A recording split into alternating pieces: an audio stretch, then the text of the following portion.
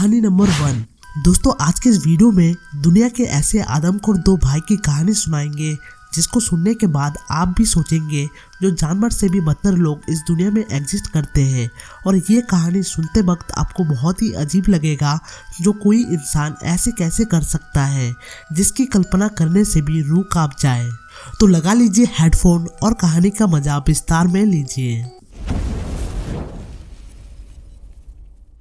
ये कहानी है पाकिस्तान पंजाब में स्थित बक्कर जिले के दरिया खान इलाके में खबाबर कलन गांव की है, जहां दो भाई रहते थे जिनका नाम था मोहम्मद फरमान अली और मोहम्मद आरिफ अली।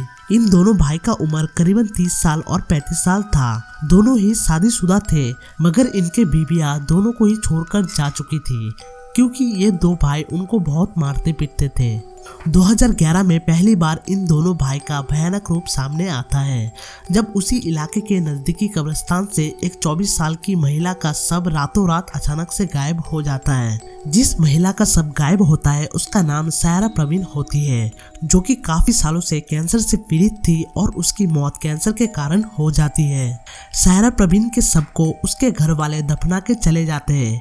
फिर अगले दिन उसके घर वाले कुछ रीति रिवाज के चलते कब्रिस्तान पर जाते हैं और देखते हैं उसका कब्र खुदी हुई है और वहां से सायरा का शव गायब है। ये देखकर उसके परिवार वाले चौंक जाते हैं। वो फिर तुरंत ही नजदीकी पुलिस स्टेशन पर जाते हैं और पुलिस को पूरी घटना बताते हैं और रिपोर्ट लिखवाते हैं दफनाया हुआ शव गायब होने की। पुलिस को भी इनकी बातें बहुत अजीब लगता है, जिसके बाद पुलिस तुरंत ही जांच के लिए निकल पड़ता है और कब्रिस्तान पहुंचता है। वहां जाकर पुलिस देखता है वाकई में लड़की का शव गायब हुआ है। ये घटना होते ही पाकिस्तान में देखते देखते वायरल हो जाता है और हर न्यूज चैनल पर, अखबार पर, लोगों के जुबान पर बस यही खबरें चलती रहती है, जिसकी वजह से पुलिस पर काफी दबाव पड़ती है। जगह जगह इसके लिए प्रदर्शन होने लगे, तो ऐसे में पुलिस ने भी हर एक तकरीफ अपनाया। जांच पड़ताल में किसी भी प्रकार की ढील नहीं दी। जितने भी लोगों पर शक हुआ उन सबसे पूछताछ करने लगी, जैसे कि तांत्रिक बाबा वगैरह से, क्योंकि आमतौर पर मरे हुए सबके साथ यही अपने क्रिया वगैरह करते हैं। ऐसे पूछताछ करते करते पुलिस को कहीं से इन दोनों भाई फरमान अली और आरिफ अली के बारे में पता चलता है, जो कहीं न कहीं इन सब के पीछे इन दोनों भाई का ही हाथ है। फिर पुलिस तुरंत ही अपने टीम के साथ इन दोनों भाई के घर में दस्तक देती है। जब पुलिस इनके घर पहुंचती है तब घर पर सिर्फ फरमान अली ही होता है। इसके पूरे घर को अच्छे से तलाश किया जाता है, मगर पुलिस को कोई सुराग नहीं मिलता। तभी पुलिस की नजर एक कमरे पर पड़ती है जो कि ताला लगा हुआ था। तभी पुलिस पूछती है ये कमरा ताला क्यों लगा हुआ है। तभी फरमान अली बोलता है ये आरिफ अली का कमरा है, वो कहीं बाहर गया हुआ है इसलिए ताला लगाया हुआ है। फिर पुलिस उस कमरे का चाबी लेती है और दरवाजा खोलती है। दरवाजा खोलते ही अंदर का नजारा देखते ही पुलिस को थोड़ा अजीब लगता है। वहाँ पुलिस देखती है एक पतीले में कुछ नॉनवेज बना हुआ है, मगर किस चीज का नॉनवेज है वो बिना जांच के कोई बता नहीं सकता है और पुलिस वहाँ तक सोचती भी नहीं है।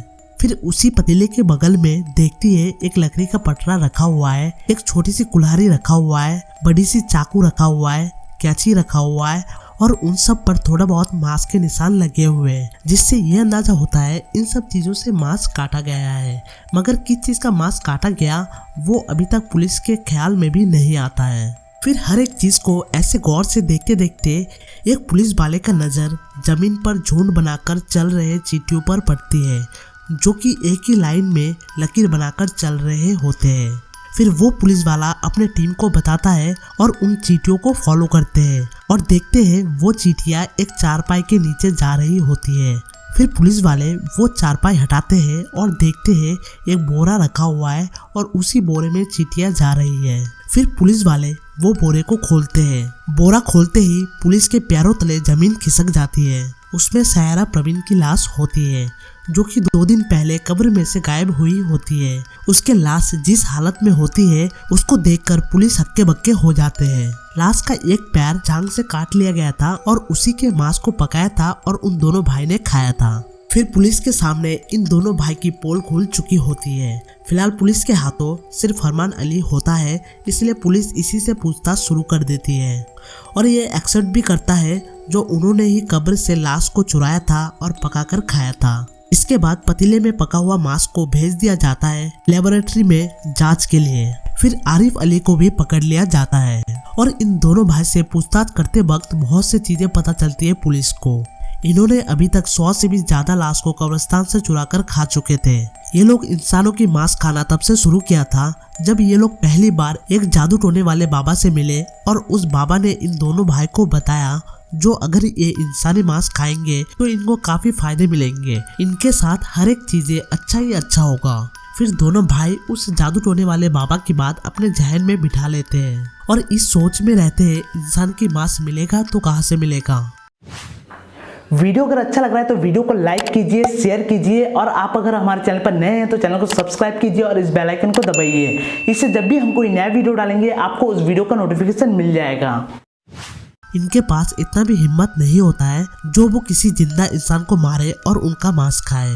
तभी दोनों भाई डिसाइड करते हैं जो कब्रिस्तान से मुर्दे चुराएंगे और उनका मांस खाएंगे। ऐसे करते करते वो अपने आसपास के सभी कब्रिस्तान पर नजर रखते थे और जो भी ताजा लाश दफनाते थे उनको मौके पर निकालकर बोरे में डालकर अपने घर ले जाते थे और दोनों भाई पकाकर रोटी चावल के साथ खा जाते थे। हालांकि जादू टोने वाले बाबा की बात पर कितनी सच्चाई है उसका कोई पुख्ता सबूत नहीं है। ये भी हो सकता है दोनों भाई थोड़ा बहुत बचने के लिए इस प्रकार का कहानी सुनाया हो। आपको क्या लगता है ये जादू टोने वाले बाबा की बात सच है या झूठ? कमेंट करके जरूर बताइएगा। फिर इन दोनों को अदालत में पेश किया जाता है। अब यहाँ पर प्रॉब्लम ये होती है इनको सजा दे तो किस चीज के आधार पर दे, क्योंकि पाकिस्तानी कानून में कहीं पर भी ऐसे आदमखोर के लिए सजा का प्राविधान नहीं था, क्योंकि इससे पहले ऐसा कोई मामला नहीं हुआ था। इसलिए वहाँ के प्राविधान के हिसाब से जो भी मुकदमे बनते हैं जैसे कि मुर्दे का अपमान करना, उसके साथ गैर इंसानी हरकत करना, उनके साथ छेड़खानी करना, तो उस हिसाब से कोर्ट से इन दोनों भाई को 2 साल का सजा सुनाई जाती है और 50-50 हजार का जुर्माना लगाया जाता है।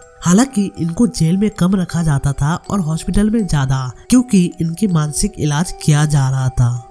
2 साल कंप्लीट होते ही 2013 में इनको रिहा कर दिया जाता है और जैसे ही लोगों को पता चलता है इन दोनों भाई को रिहा कर दिया गया है, लोग गुस्से में आग बबूला हो जाते हैं। जगह जगह नारे प्रदर्शन होने लगते हैं, रास्ता वगैरह जाम कर दिया जाता है। ऐसे में पुलिस को इन दोनों भाई की हिफाजत करनी पड़ती है। दोनों भाई को लगता है यहाँ पर रहेंगे तो उनको लोग जिंदा मार देंगे, इसलिए वो इलाका छोड़ देते हैं और कहीं दूर जाकर कहीं किसी अनजान गांव में बसने लगते हैं। और पुलिस भी उनको सलाह देती है जो वो अपना पहचान छुपा कर रखे, तभी वो चैन से रह सकते हैं, नहीं तो पब्लिक उन्हें कहीं भी बसने नहीं देगी और जान का खतरा भी रहेगा। तो इस तरीके से 1 साल बीत जाता है और 2014 आ जाता है। उनका कुछ अता पता नहीं होता है, जो वो कौन से गांव में रहते हैं, क्या नाम है, क्या करते हैं, कुछ भी नहीं। फिर एक दिन अचानक एक पड़ोसी को एक घर से बहुत ही अजीब बदबू आती है, तो वो पुलिस को कंप्लेन करते हैं इसके बारे में और पड़ोसियों को भी पता नहीं होता है इस घर में जो रहते हैं वो कौन है।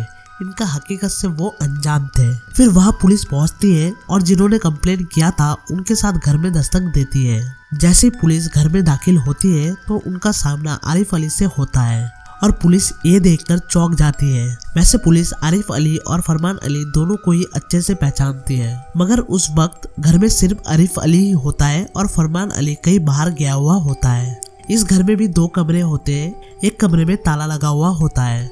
फिर पुलिस चाबी लेती है और कमरे को खोलती है। कमरा खोलते ही जो नजारा होता है वो देखने के बाद पुलिस और लोगों का होश उड़ जाता है।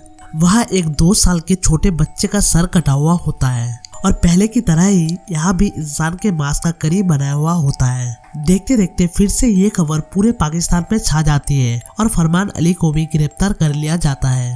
अब पुलिस इनसे दोबारा पूछताछ शुरू करती है और पता चलता है इन 1 साल के अंदर इन्होंने करीबन 50 लाश और चुरा कर खा चुके थे।